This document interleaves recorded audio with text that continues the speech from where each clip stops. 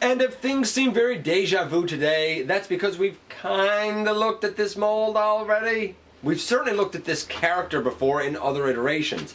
This, of course, is the Transformers Power of the Primes Titan Class Predaking team member leg Torox. Although I think we all know it's Tantrum. And he's going to be our focus in the latest GotBot True review.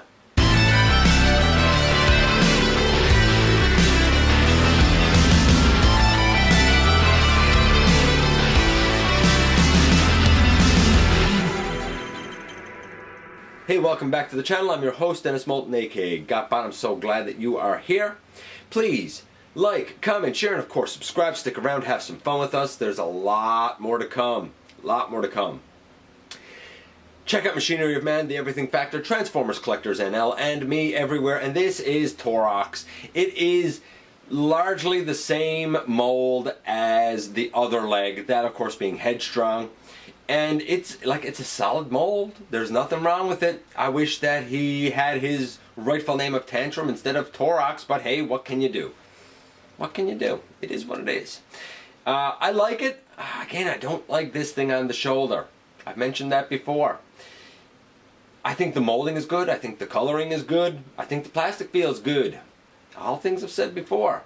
So we're going to get through this guy as quickly as we can. So let's head over to the table and take a closer look at him. And if this seems familiar to you, I don't blame you because we've technically already looked at this mold, which means this one's going to go quickly. Just to reiterate where we have been so far, we looked at Dive Bomb already. And I said that the Warlord version of him was an overall score of 9. The Feral Rex / KO version of him was a 9.5. And the actual Titan version is a 9.75. Arguably a little bit too big. That's my taste. You might think he scales perfectly. Then we looked at Headstrong. And I said overall, the Warlord version was an 8. The Feral Rex version was an 8. They're both pretty good. And I said that the Titan version was an 8.5, even with the backpack. Again, might be a little bit too big. And then we come to this guy. Well, I'm just going to tell you right now. Again, it's the exact same thing as before. The Warlord version was an 8 in terms of paint apps, posability, playability, and transformation. The Feral Rex version is an 8. Mostly because of the paint apps kind of pulling it down a bit. It's okay paint apps, but not perfect. This guy again is like an 8.5 because he's the exact same as the other one, which means we've already looked at this accessory, which comes off here. By the way, I did not explain this with the other one. I was forever trying to figure out how does this go on in beast mode, and since I didn't show it with the other one, it's something new I can show here. When this is in animal mode, we have gold sections back here. They're like 2 squares. And we have, on the section that opens out, we have 2 like square pegs right there. They slot down over and that's what holds this on. Of course, it means this whole section is off to the side, which looks kind of unattractive. Also, we have another hand that comes out from in here. I haven't looked at the hand yet, even though we did look at one of the arms. I'm going to look at the hands, or a hand at least, in the other arms video. We've already looked at Dive Bomb, so when we do the other arm, we'll look at the hands then.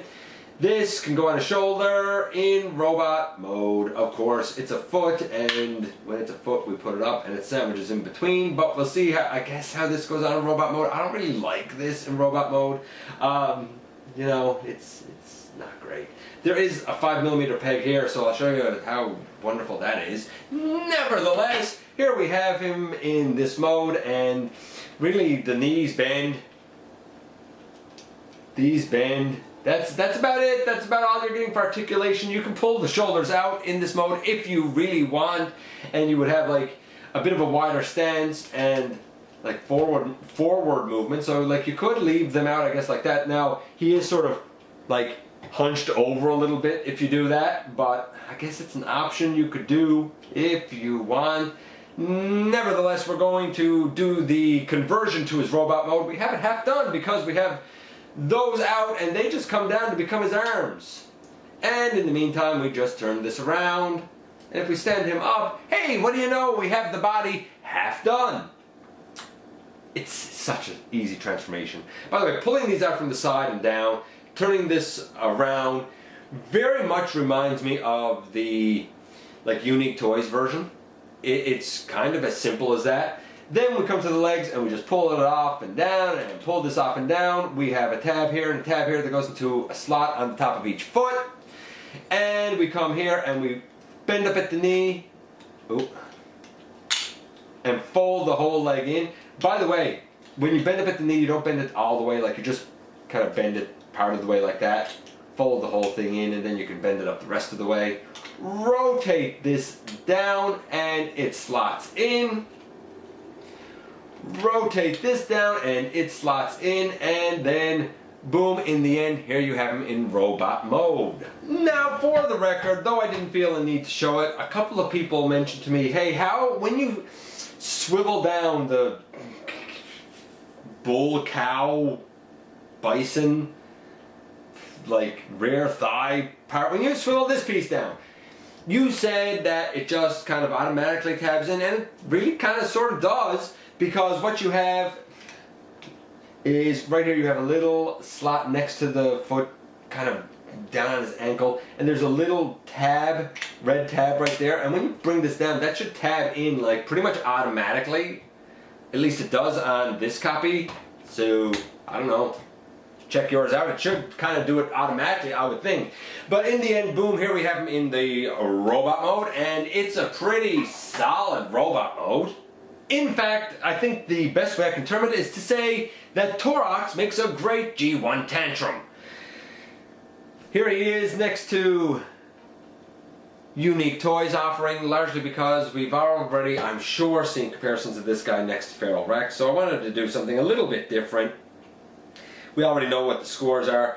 I can't, of course, grade this guy by his animation because that changed so much. He doesn't have a green face, and the animation had red in the chest instead of silver. The lower legs on the animation were gray. So, truth is, it's a better match to the toy. But I've said that before. Anyway, there's that. Here he is next to Wreck-Gar, who I looked at in episode 433, and Voyager being Alita 1. Again, he's bigger, large Voyager, because I don't really think that he is a leader class, as evidenced by his size compared to Optimal Optimus, who I looked at in episode 432. So there you are with all of those. I know it's quick, but I'm trying to get through this rather fast. Oh yeah, and by the way, before we go on, I guess I should show his accessory thing.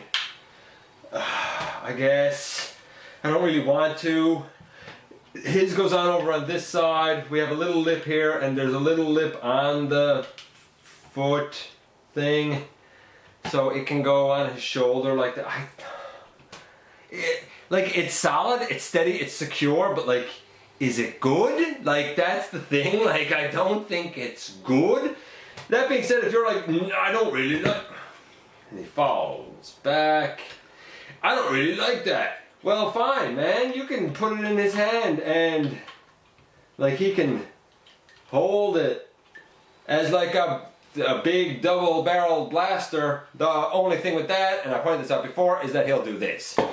He cannot hold it at all. We have a ball joint at the elbow. I mean, I think it's a ball joint at the elbow. There is a ball joint at the elbow, right? Yeah, I mean, it gives us a deep elbow. And is that what the source is of our... I think that's the source of our bicep swivel, actually. It's a ball joint. It's not going to hold the weight of this huge foot double cannon piece thing. It's just not. So, I tend to forget about this because I'll use it as a foot, but that's all I'd use it for. Oh, and by the way, he doesn't come with a sword, in case I didn't already mention that. We're going to go into his limb mode, last but not least. And we do that simply by bringing the head forward. We take this whole backpack section, and it will it should come right up over. And there we go. The plastic was just kind of caught up. I'd say it's slightly swollen from the humidity here, because again, it's very humid here. We've been having like a heat wave this summer, and you know, you put a heat wave next to a lot of like ponds and oceans, and you get a awful lot of sticky humidity. So anyway, this is up. Like I said, we'll deal with it in a few minutes when we collapse his legs. We come to the side and we bring in the shoulder. We bring in the shoulder on the other side. We bend down his front hooves, I suppose, and bend them in. This is very familiar, I think, to a lot of people that already have some iteration of Predaking.